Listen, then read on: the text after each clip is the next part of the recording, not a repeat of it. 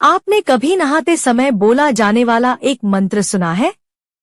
गंगे च यमुने चैव गोदावरी सरस्वती नर्मदे सिंधु कावेरी जलेस्मिन् सन्निधिं कुरु।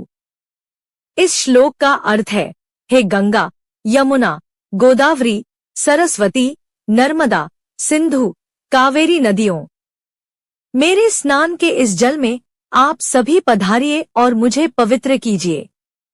यह श्लोक आपने दादा दादी अथवा नाना नानी को कहते सुना होगा। यह सभी नदियां हमारे लिए पवित्र हैं।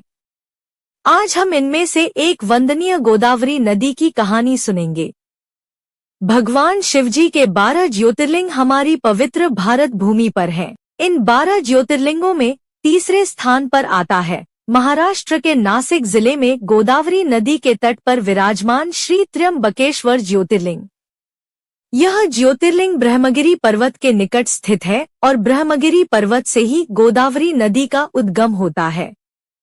भगवान शिवजी के 3 नेत्र होने के कारण उन्हें त्र्यंबकेश्वर कहा जाता है।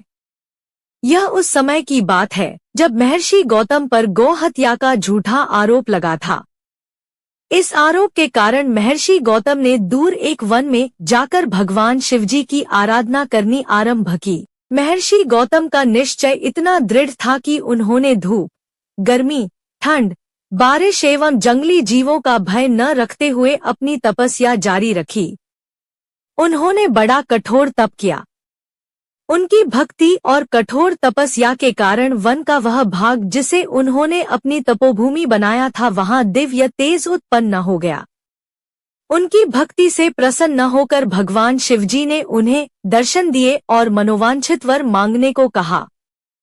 तब उन्होंने भगवान भोलेनाथ से कहा, प्रभु, यदि मेरी भक्ति सच्ची है तो कृपा करके यहाँ देवी गंगा को नदी के रूप में भेजें, जिससे मुझ पर लगा गौ हत्या का आरोप झूठा साबित हो जाएगा। तब भगवान शिवजी ने कहा, हे ऋषि गौतम, देवी गंगा पहले से ही धरती पर विराजमान है और उन्हें वहां से यहाँ स्थानांतरित नहीं किया जा सकता, परंतु देवी गंगा के स्थान पर देवी गोदावरी यहाँ नदी के रूप में स्वयं विराजमान रहेंगी और उनकी उत्पत्ति ब्रह्मगिरी पर्वत से होगी।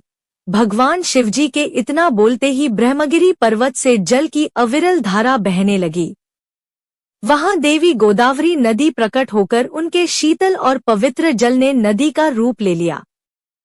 परंतु महर्षि गौतम तो वहां गंगा को लाना चाहते थे। गंगा नदी के स्थान पर वहां गोदावरी नदी के आने से उन पर लगा झूठा आरोप तो मिट गया।